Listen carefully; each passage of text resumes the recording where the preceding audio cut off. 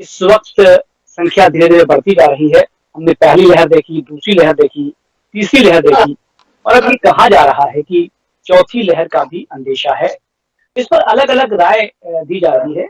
कुछ एक्सपर्ट्स कह रहे हैं कि चौथी लहर जो है हमें सचेत रहना चाहिए, हो सकता है कि ये भी खतरनाक हो और नुकसानदायक हो। लेकिन कई एक्सपर्ट्स का ये भी कहना है कि सतर्क रहने की आवश्यकता है, लेकिन ये खतरनाक नहीं होगी, बहुत ज्यादा एडमिशन नहीं होंगे, क्योंकि हम मैक्सिमम हमारा जो लोग हैं वो वैक्सीनेशन हो गए हैं और हम कई लोगों को जो है वो कोरोना भी हो चुका है। तो अब शायद जो लहर आएगी वो उतनी नुकसानदायक नहीं होगी, लेकिन हमें सतर्क रहने की आवश्यकता है। जिस तरह से हमने दूसरी लहर में अपनों को खोया, जिस तरह से हमने जो विभीषिका थी वो झेली, उसके बाद में अब निश्चित ही हमें सचेत रहने की आवश्यकता है। इस बात पर बात करने के लिए कि आखिर अब कैसे आम आदमी रिएक्ट करे, कैसे कोरोना को ले, क्या वो ये समझे कि कोरोना खत्म हो गया है, क्या वो ये समझे कि कोरोना आने वाला है तो कितना खतरनाक होगा। इस पर बातचीत करने के लिए हमारे साथ में मौजूद हैं डॉक्टर प्रियंक पाठिया, साइंटिस्ट हैं। स्वागत है सर आपका। हमारे साथ में डॉक्टर सुषमा रावत हैं, अभी स्वागत है। हमारे साथ में डॉक्टर प्रियंका तिवारी जी हैं, जो डायरेक्टर हैं अस्थिम क्लिनिक। आप सभी का स्वागत है।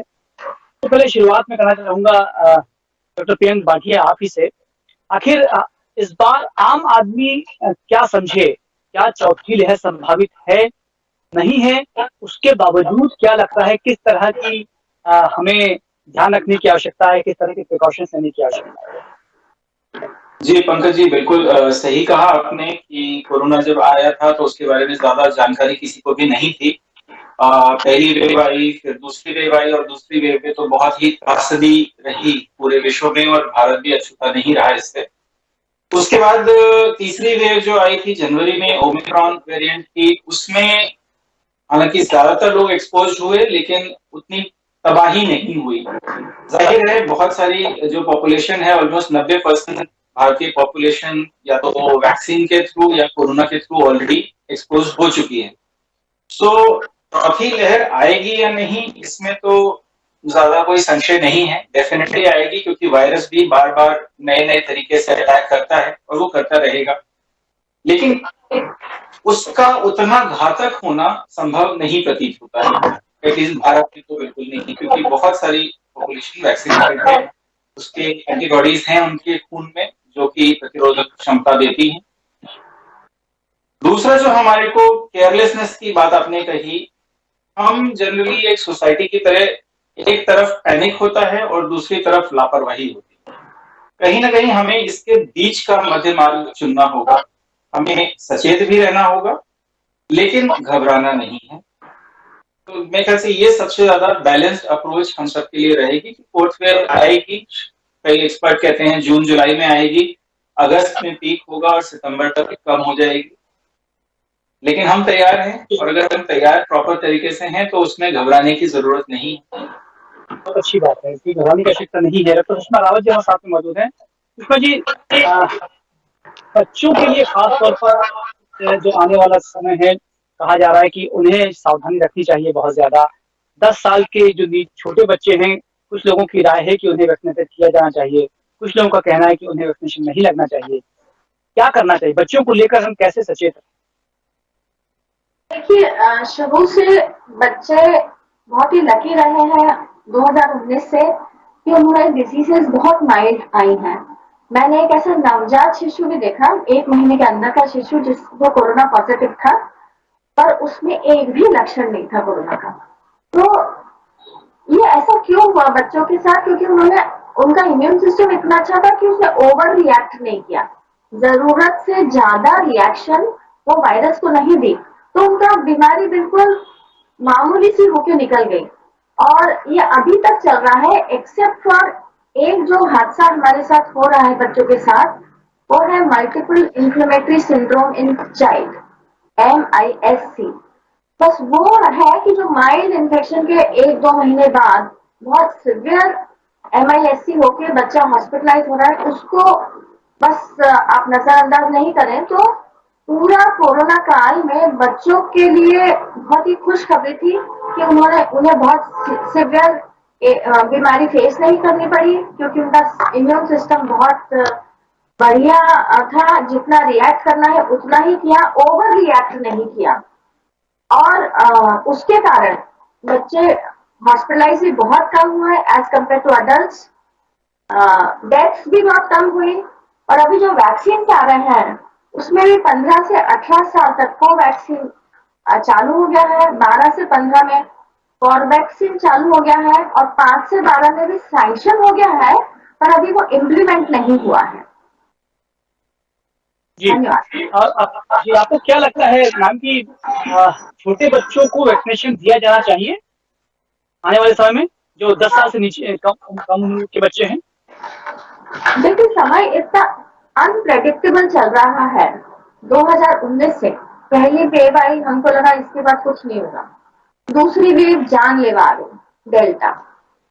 तीसरी वेव आई तो हम सब डरे हुए थे, तो एकदम सिंपल आ गई, जैसे डॉक्टर प्रियंक भाटिया ने बोला, ओमिक्रॉन। पता ही नहीं चला कब वायरस आया कब चला। तो it is all so uncertain कि वैक्सीन लगाना और जरूरी हो गया है, क्योंकि हमें नहीं पता कि अब कल क्या है, फोर्थ वेव आएगी या नहीं आएगी। फिलहाल तो नहीं आई है, तो आईसीएमआर ने रूल आउट कर दिया है कि फोर्थ वेव नहीं है, और उसके उन्होंने 4 रीजन भी बताए हैं। पहला रीजन ये है कि परसेंटेज ऑफ टेस्टिंग कम हुआ है, उसलिए परसेंटेज ऑफ पॉजिटिविटी बढ़ा है, और सिर्फ कहीं कहीं लोकल स्पाइक्स मिली है, जिसको ये लोग ब्लिप्स बोल रहे हैं आईसीएमआर वाले। दूसरा, हॉस्पिटल होने के एडमिट होने के रेट नहीं बढ़े हैं। तीसरा, चौथा, नया कोई वेरिएंट डिटेक्ट नहीं हुआ है, इसलिए आईसीएमआर बहुत स्ट्रांगली कह रहा है कि फोर्थ वेव स्टार्ट नहीं हुई है। परंतु जैसे पिछले 2-2.5 साल से हमारे देश में और पूरे विश्व में ये जो कार्यक्रम चल रहा है, हमें सतर्क तो रहना पड़ेगा, वैक्सीन लगाना पड़ेगा, और वैक्सीन लगाने के अलावा बहुत सारी चीजें करनी है। मैं आप सबको ये बताना चाहती हूँ कि सिर्फ वैक्सीन पे डिपेंड रहकर जीत संभव नहीं है। बहुत सारी और चीजें करनी है। सबसे पहले हमारी लाइफस्टाइल चेंज करनी है। हम कब सो रहे हैं, कब उठ रहे हैं, कब व्यायाम कर रहे हैं, हमारे जीवन में स्पोर्ट्स का टाइम का परसेंटेज कितना है, हमारे शहर में स्पोर्ट्स ग्राउंड कितने हैं, हमारे जो होटल्स हैं और फूड आउटलेट्स हैं उसके ऊपर हम कितनी निगरानी रख रहे हैं कि वो इन्फेक्टेड खाना स्प्रेड कर रहे हैं। अगर हमारी इम्यूनिटी 0 हो गई तो वैक्सीन भी कुछ मदद नहीं करने वाला है। हमको होटल्स का और फूड जंक्शंस का, फूड आउटलेट्स का खाना किस प्रकार से है कि वो खिला के लोगों को बीमार नहीं करे। फिर हमें एक बहुत बड़ी बात है vitamin D levels, sun bath, इसका हमें बहुत ज्यादा ध्यान रखना है। हमको इंटीग्रेटेड मेडिसिन की तरफ जाना है। एलोपैथी में जो सबसे अच्छा है वो लीजिए, आयुर्वेद में लीजिए, नेचुरोपैथी में लीजिए, साइकोलॉजी में लीजिए, और बहुत कॉन्फिडेंटली होके हर रोज हमारी हेल्थ को हमको बढ़ाना है, क्योंकि एवरीथिंग इज सो अनप्रेडिक्टेबल कि अभी सबसे ज्यादा अगर कुछ कीमती है तो वो है हेल्थ। एंड एवरी डे हमको ये मेहनत करना है कि हमारी हेल्थ प्रतिदिन बढ़ती जाए, और उसके लिए हम अपने नियमों की लिस्ट बना लें। जो जो नियम हमको समझ में आ रहे हैं वो नियम हमारे जीवन में जोड़ते जाए। जैसे रात को जल्दी सोना, सुबह जल्दी उठना, पेट बहुत ज्यादा साफ होना, सन बाथ होना, एक्सरसाइज होना, करेक्ट फूड खाना, बाहर का फूड अवॉइड करना, और सबसे इम्पोर्टेंट है अपनी साइकोलॉजी को करेक्ट रखना। जैसे डॉक्टर प्रियंक ने बताया कि डरे रहने से नुकसान हमारा बहुत ज्यादा है। डरना नहीं है, कॉन्फिडेंटली इस रास्ते पे चलना है कि अभी फोर्थ वेव आ भी जाए अगर तो हमें कुछ नहीं होगा, इतनी तैयारी होना है। जैसे सैनिक युद्ध की तैयारी करते हैं वैसे हमें करना है। Thank you. बहुत अच्छी बात कह रही हैं यहाँ डॉक्टर प्रियंका तिवारी जी। सुषमा मैम जो है लगातार अच्छी बात, क्योंकि आप जब जुड़ती हैं सुषमा जी तो आप बहुत अच्छी बात कहती हैं। सबसे पहले हेल्थ जो है, स्वास्थ्य बहुत महत्वपूर्ण है, हमारा मनोविज्ञान बहुत महत्वपूर्ण है। डॉक्टर प्रियंका तिवारी, आपको क्या लगता है जो कि मध्य प्रदेश में कल की अगर हम बात करें तो 216 मरीज आए हैं, और मतलब 216 एक्टिव मरीज हैं, और कल लगभग 21 मरीज मध्य प्रदेश में आए हैं। इंदौर में भी बढ़ोतरी हुई है, 6 मरीज आए हैं। आपको लगता है कि जब लगातार मरीज बढ़ रहे हैं तो मास्क की अनिवार्यता फिर से की जानी चाहिए, क्योंकि अब लगभग सभी लोगों ने मास्क लगाना छोड़ दिया है। क्या मास्क हमें लगाना चाहिए? देखिए, मास्क हमारी सेफ्टी है। अगर हम लोग हमारी सेफ्टी मेंटेन करेंगे तो कोई भी वायरस नहीं अफेक्ट नहीं करेगा। पहली चीज, अगर मैं कोविड की ही बात करूं, आपने कहा कि 216 मरीज आए हैं, मगर कौन से वेरिएंट के हैं? पहला सवाल हमारा ये आता है। डेल्टा के बाद हमारा ओमिक्रॉन आया है और ये जी वेरिएंट आया है।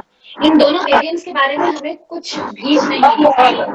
ये स्प्रेड, ये फैलता कैसे है, इसका बॉडी पे असर कैसा है, किस एज ग्रुप में इसका असर कैसा है। तो जिस चीज के लिए हमें पता ही नहीं है, तो दुर्घटना से देर भली या समथिंग, हमने ये सारी कहावतें तो सुनी हुई हैं। तो बेहतर है कि हम पहले ही सचेत होकर वो सारे सेफ्टी प्रिकॉशंस ऑलरेडी हम अप्लाई करें, जो हमें किसी भी अगर आज कोविड नहीं होता तो हमें तो बहुत पुरानी तरीके से ये कहा जा रहा है कि सर्दी खांसी है तो गेंद भी मत खेलो, क्योंकि आपकी सर्दी गेंद के थ्रू सामने वाले के पास जा सकती है। हम तब तो कोविड के बारे में कुछ नहीं जानते थे, तब हम हाथ धोआ करते थे, हम लोगों को छुआ नहीं करते थे। तो मास्क हमारी जरूरत है। आज हम लोग क्या करते हैं, होटलों में मास्क लगा के जाते हैं, वहां निकाल के बैठ जाते हैं। कोई छींका तो हम सतर्क हो जाते हैं। तो अगर हम मास्क को कंटिन्यूस लगा के रखेंगे तो हमारा ही ऑक्सीजन डेफिसिट है। जैसा मैडम ने बोला, साइकोलॉजिकल हेल्थ, इम्यूनिटी, सब कुछ इफेक्ट होता है। एक चीज और मैं ऐड करना चाहूंगी, हमारा ऑक्सीजन कंजम्पशन भी मदद कर रहा है उसमें, हमारी इम्यूनिटी को डाउन करने में। आप मास्क लगा रखे हैं, आप कॉन्स्टेंटली कार्बन डाइऑक्साइड ऑक्सीजन अंदर ले रहे हो, आपको कैसे पता कौन सा गैस अंदर जा रहा है? हमारे पास टेस्टर तो है नहीं, तो हम जो एक्सेल करते हैं हम वही इनहेल कर रहे हैं। अपने आप को इतना इनफ ब्रीदिंग कैपेसिटी बढ़ा लो, इम्यूनिटी बढ़ा लो, साइकोलॉजिकल हेल्थ बढ़ा लो कि आपको मास्क तब लगाने की जरूरत पड़े जब आपको पता है कि आप बहुत क्लोज कॉन्टैक्ट में ह्यूमंस के रहेंगे। पहली चीज, अगर आपकी इम्यूनिटी अच्छी है, उस पर कॉन्फिडेंस रखना अच्छा है, लेकिन अगर आप कैरियर बन गए तो आपकी शर्ट आपकी अच्छी है, लेकिन आपके घर में शायद बुजुर्ग है जिसकी इम्यूनिटी इतनी अच्छी नहीं है। तो मेरा बस इतना मानना है कि मास्क अनिवार्य हो या नहीं है, ये हमारी जरूरत है। ये हर इंसान की, जैसे हमारा शहर साफ सुथरा शहर, वो सिर्फ हमारे आदमी सारे इंसानों की वजह से ही है, सबने मिलकर उसे साफ किया है। उसी तरह कोविड को भी हम सब मिलके साफ कर सकते हैं। मेरे हिसाब से सतर्क रहना अच्छा है। अनिवार्य लगाकर किसी भी शब्द के आगे, अगर आपको लगता है कि आपकी इम्यूनिटी अच्छी है, ऑक्सीजन कंजम्पशन अच्छा है, और आपको लगता है कि यहाँ अब मैं खाली जगह पर बैठी, मुझे मास्क लगाने की जरूरत नहीं है, तो मैं नहीं लगा रही हूँ। बहुत जहाँ अच्छी तरह से प्रॉक्सिमिटी में बहुत लोग हैं। जी प्रियंका जी, बहुत संतुलित तरीके से आपने बता दिया है कि हम मास्क लगाएं, लेकिन जब हम क्लोज कांटेक्ट में हों या हमें महसूस हो रहा हो कि आवश्यकता है, हर जगह मास्क लगाने की आवश्यकता नहीं है। बहुत अच्छी बात कर रहे हैं। क्या जो लहर हो सकता है कि लहर जो आने वाली है, या जो हमारा इम्यूनिटी इस वक्त दूसरी और तीसरी लहर से कमजोर हुआ है, किस तरह की बीमारियां आगे हो सकती हैं, हमें किस तरह से अवेयर रहने की आवश्यकता है? उनको जिनको कोरोना हो चुका है एक बार दो बार, या उनको जिनको नहीं हुआ है, किस तरह की बीमारियां उसके बाद पोस्ट कोविड किस तरह की बीमारियां सामने आ रही हैं? देखिए, ऑब्वियसली कोरोना एक वायरस है, जो हमारा कॉमन कोल्ड है वो भी एक वायरस है।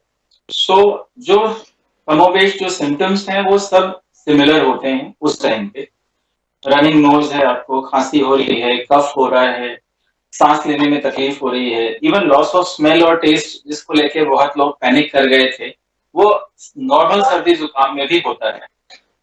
कहाँ पे कोरोना अलग है वो ये है कि इसमें काफी सारे सिम्टम्स हमें काफी समय बाद पता चल रहे हैं, और बॉडी के अलग अलग भागों में पता चल रहे हैं, जिनका कि नॉर्मल कॉमन कोल्ड से कभी भी संबंध नहीं रहा। जैसे स्ट्रोक की चीजें हैं, बहुत सारे यंग लोग अचानक हार्ट अटैक या स्ट्रोक से गुजर रहे हैं। अब ये कितना ज्यादा कॉज एंड इफेक्ट रिलेशनशिप है, मतलब कार्य कारक संबंध है, या स्वतः ही ये चीजें हो गई हैं क्योंकि स्ट्रेस लेवल्स बहुत ज्यादा बढ़ गए हैं? ये तो आप भी मानेंगे कि मतलब सिर्फ मेडिकल रीजन से ही स्ट्रेस नहीं बढ़ा है, बहुत सारे और रीजन से, आर्थिक कारणों से, पारिवारिक कारणों से आज स्ट्रेस बहुत ज्यादा हुआ है। तो कितनी ज्यादा चीजें हम इनको कार्यकारिक संबंध में कोरोना से जोड़ सकते हैं, ये विवेचना का विषय है, और हम इतने शॉर्ट टर्म स्टडी में ये नहीं बोल सकते। लेकिन फिर भी कुछ चीजें हम जो मैंने खुद महसूस की हैं, मैं एज अ डेंटिस्ट ऑब्वियसली बहुत ज्यादा एक्सपोज रहा हूँ कोरोना से, खुद मुझे 3 बार हो चुका है। लेकिन किसी भी समय में मुझे हॉस्पिटलाइजेशन की जरूरत नहीं पड़ी। मैं स्वतः घर में ही ठीक हुआ और बहुत ज्यादा मेडिकेशन की भी जरूरत नहीं पड़ी। इनफैक्ट अननेसेसरी सप्लीमेंट्स की भी जरूरत नहीं पड़ी, जो बहुत पुश किए गए हैं पिछले 2 साल। कारण आप क्या मानते हैं? क्या आप जीवन शैली कारण मानते हैं आपको, या और क्या कारण था कि आप बहुत ज्यादा बीमार नहीं हुए? जहां तक मुझे लगता है, जैसे मतलब दोनों मैडम्स ने जो चीज कही वो बिल्कुल सही बात है कि आपके अंदर की इम्यूनिटी बहुत अच्छी होनी चाहिए और आपका मानसिक संतुलन और स्वास्थ्य बहुत ठीक होना चाहिए। क्योंकि अगर आप घबराते हैं तो आपका ऑक्सीजन लेवल, सैचुरेशन लेवल और कम होगा।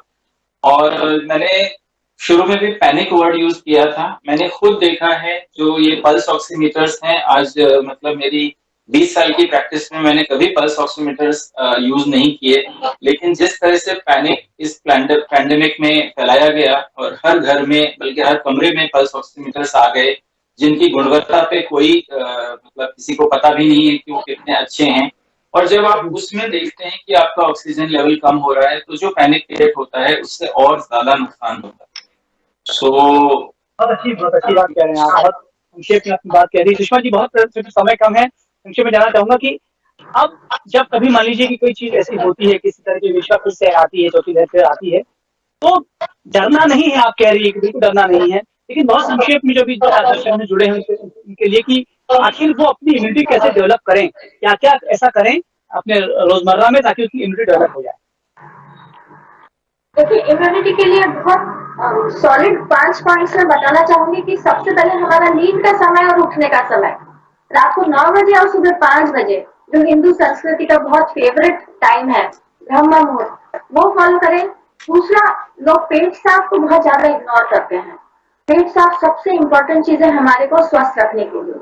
तीसरा, सन बाथ को और विटामिन डी को हम लोग इम्पोर्टेंस अगर देंगे और vitamin D levels around 100 nanograms पर ml के अराउंड मेंटेन करेंगे पूरी लाइफ। चौथा, व्यायाम मैंने बताया, स्पोर्ट्स ग्राउंड्स बढ़ाइए, मॉर्निंग वॉक, इवनिंग वॉक। और एक बहुत इंपॉर्टेंट चीज कहना चाहती हूँ कि साइकिल का उपयोग बहुत ज्यादा कीजिए और ये जो मशीनरी वाहन है, स्कूटर, मोटरसाइकिल, कार, इसका उपयोग कम कीजिए। उससे भी फायदा होगा, उससे डबल फायदा होगा, फिजिकल हेल्थ भी बढ़ेगी और हमारा एनवायरनमेंट भी बहुत अच्छा रहेगा। और फिफ्थ ये है कि इमोशनल, जैसे प्रियंक जी कह रहे हैं कि डरना नहीं है, पैनिक नहीं करना है, कॉन्फिडेंट होना है। एक सैनिक किस सोच के साथ युद्ध के मैदान में जाता है, उसी तरह हमें जीना है। और लास्ट एक सेंटेंस कहना चाहती हूँ कि अभी बारिश आने वाली है, हर व्यक्ति हर दिन एक पौधा रोपण करे, इतने पौधे लगाए। जो हमारे देश का टेम्परेचर बढ़ता जा रहा है उसको हमें कम करना है और मकान छोटे बनाए और जमीन पेड़ पौधों के लिए रखें। धन्यवाद। बहुत अच्छी बात है। डॉक्टर प्रियंका तिवारी जी, बहुत संक्षेप में जानना चाहूंगा कि मैम ने बता दिया है कि किसी दिन स्वस्थ रहा जाए, लेकिन आपकी तरफ से टिप्स दीजिए 3 कि ऐसे कौन से टिप्स आप देना चाहेंगे कि हम रोजमर्रा में स्वस्थ रहें और हमारी इम्यूनिटी डेवलप रहे। वैसे तो मैडम ने सारे पॉइंट्स कवर कर लिए और बहुत अच्छे पॉइंट्स हैं। मैं सिर्फ ये कहूंगी कि उन्होंने ये बताया क्या करना चाहिए, तो मैं ये बता देती हूँ क्या नहीं करना चाहिए। हमारे लिए स्ट्रेस जहर है, कोविड से ज्यादा बुरा। कोविड के बारे में आप जितना सोचोगे, साइंटिस्ट समझ नहीं पा रहे, आईसीएमआर अभी भी कंफ्यूज्ड है, तो हम आम इंसान में हम नहीं समझ पाएंगे। तो हम सिर्फ ये कर सकते हैं, खुश रह सकते हैं, परिवार के साथ खुश रह सकते हैं, खाना खा के खुश रह सकते हैं, उनके साथ खेल कूद करके, बाहरी एक्टिविटीज करके खुश रह सकते हैं। हमें खुश रहना है सबसे पहली चीज। दूसरा, आप कितना भी कोशिश कर लो, अनप्रिडिक्टेबल चीजों के लिए हम कभी तैयार नहीं होते। तो जो समस्याएं आती हैं उनसे लड़ने की तैयारी कर सकते हैं, साथ रह सकते हैं, दोस्तों से मिल सकते हैं और वो सब कुछ कर सकते हैं जो शायद इस कोविड ने हमें आइसोलेशन में सिखा दिया। अगर लगता है कि कुछ सिम्टम्स आ रहे हैं, ठीक है, सर्दी खांसी है, कुछ इन्फेक्शन है, तो आप अपने आप ही आइसोलेट हो जाएं। किसी और को फैलाकर टेस्ट करने की बजाय आप अपने आप ही आइसोलेट हो जाएं। ये बहुत अच्छी बात है कि fitness is the best part. This is the fitness for me. स्वस्थ रहें और खुश रहें, मस्त रहें। आप तीनों ने बहुत महत्वपूर्ण बात की। मुझे लगता है कि आज जो चर्चा हुई है वो हमारे दर्शक देख ही रहे हैं, लेकिन अधिकतम लोगों तक ये बात पहुंचनी चाहिए। यदि ये जो आज डिबेट हुआ है हमारा, ये लोग बहुत अच्छी ढंग से देख लें, समझ लें, तो वो शायद आने वाले किसी भी समय में हर तरह से स्वस्थ रह सकते हैं और खुश रह सकते हैं। बहुत सारा धन्यवाद हमसे बातचीत करने के लिए। आप देखते रहिए साधना न्यूज़। धन्यवाद।